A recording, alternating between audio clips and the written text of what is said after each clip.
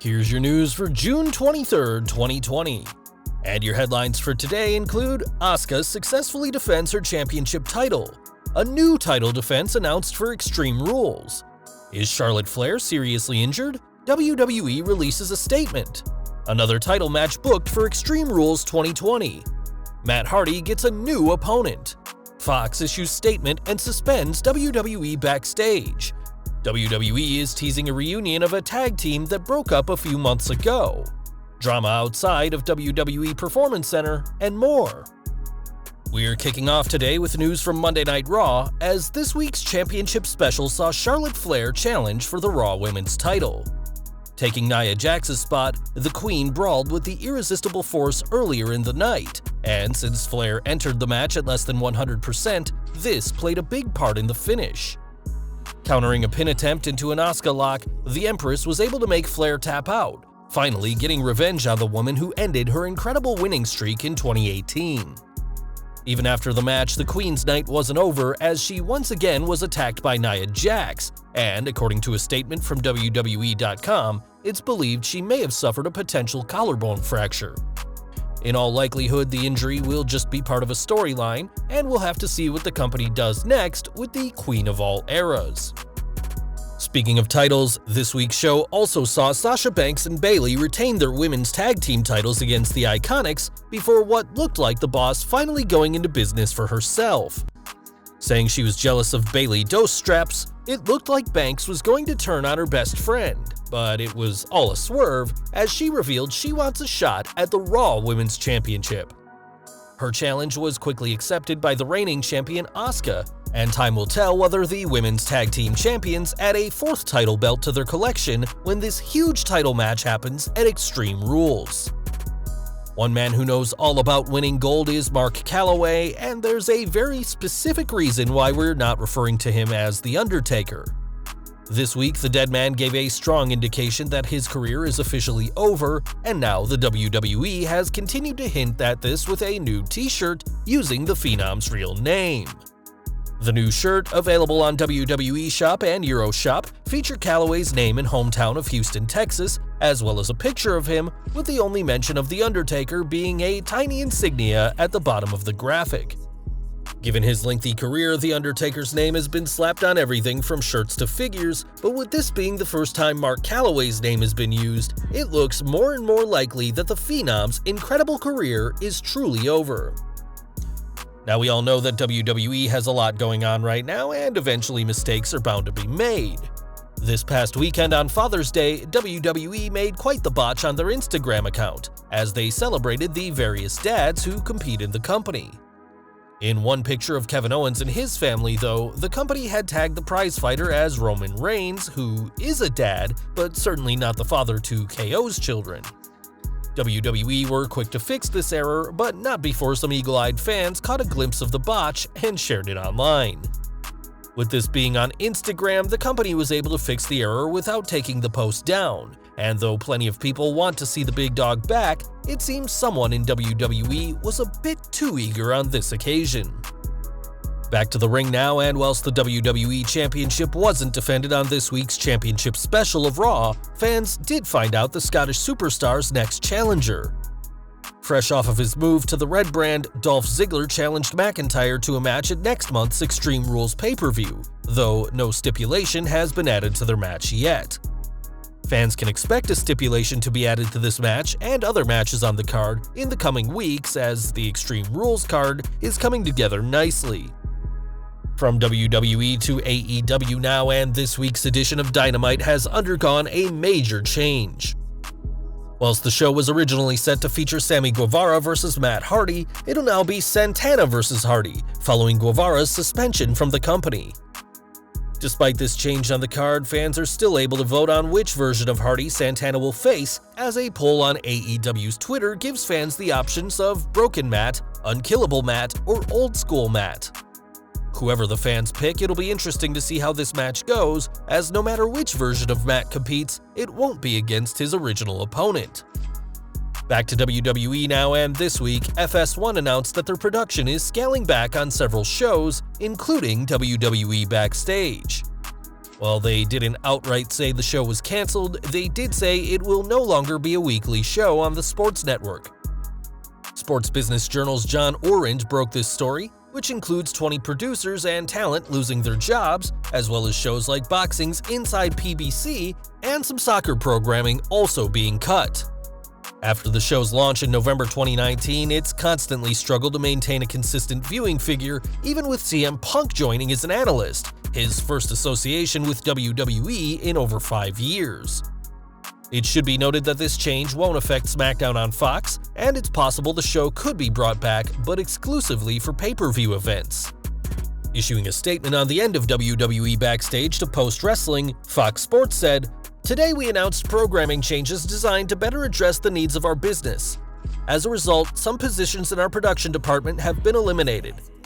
It's a shame to see Backstage go like this, as the show did have some really good moments over its tenure, but after consistently struggling to get viewers, with several shows doing under 100,000, it's not too surprising to see it go." Back over to All Elite Wrestling now, as there was no episode of Being the Elite this week. Usually the show debuts every Monday, but it didn't take place this week, and in an announcement by Kenny Omega, the cleaner didn't confirm when it'll return, instead saying, "someday in the near future." It's currently unclear why the episode was pulled, though some believe that the recent news with Sammy Guevara and Jimmy Havoc may have been a factor in this. We're not sure when Being the Elite will be back, but hopefully it won't be too long until the AEW roster is once again entertaining fans outside of the ring. Back to WWE next, and this week's edition of Monday Night Raw saw Liv Morgan and Ruby Riott seemingly reunite backstage. After splitting in February following Riott's return to TV, this reunion segment happened this week after Morgan lost to Natalya, who recently turned heel.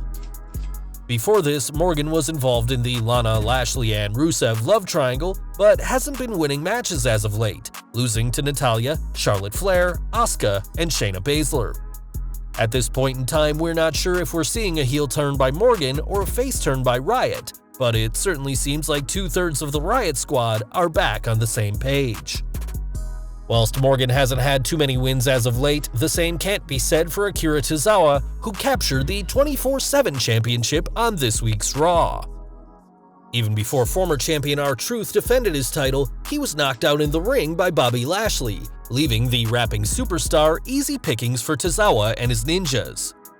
Tozawa's ninjas debuted during the Raw Tag Team title match at Backlash, and with a flock of warriors on his side, fans may be seeing Tozawa with the 24/7 championship for a very long time. With 4 huge title matches on this week's show, it's safe to say that this week's Raw had plenty of action, but there was even more action outside of the arena. During Monday evening, Armando Montalvo was arrested outside the WWE Performance Center for trespassing, and he streamed the whole event on Facebook Live. Charged with trespassing on property after warning, Montalvo is being held on a $500 bond, and this is just the latest chapter of his long history antagonizing WWE.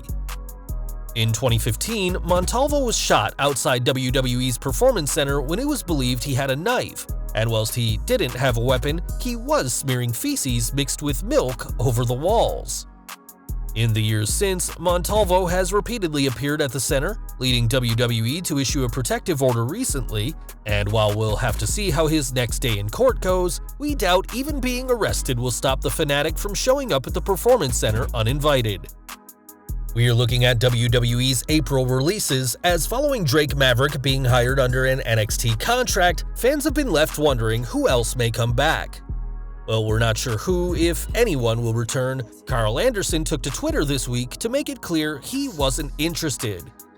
After a fan predicted that Anderson and Luke Gallows have already re-signed with WWE and will be returning to TV next month, the former Raw Tag Team Champion made his opinion on returning clear, saying, "Absolutely not. Quote that, dumbass."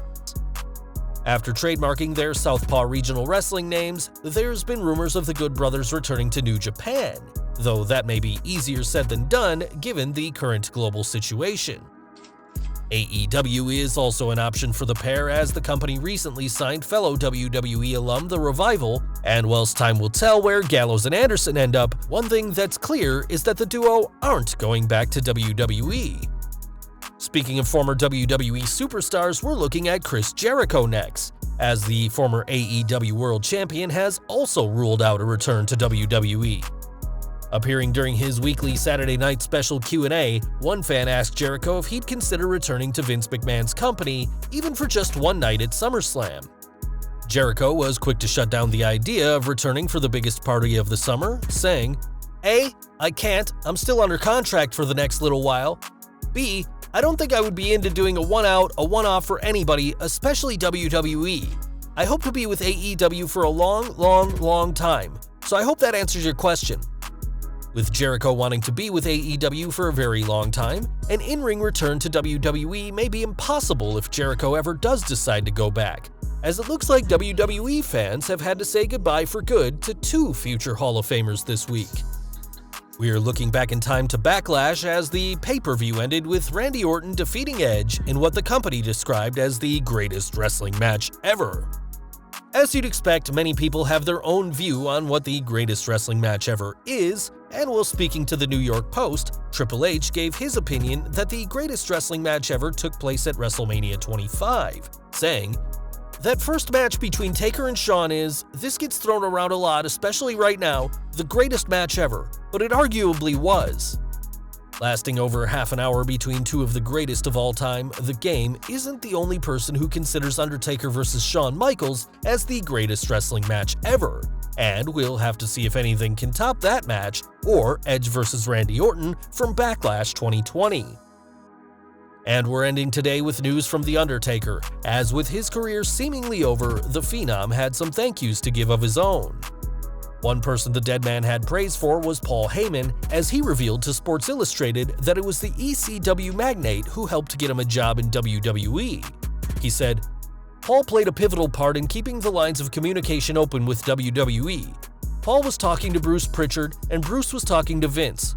Paul pushed Bruce, and I finally got that meeting with Vince. So hindsight being 2020, I am one of the original Paul Heyman guys. Without Paul Heyman, it's possible that there would have been no Undertaker. So now fans have another reason to worship the beloved ECW magnate, writer, manager, and advocate."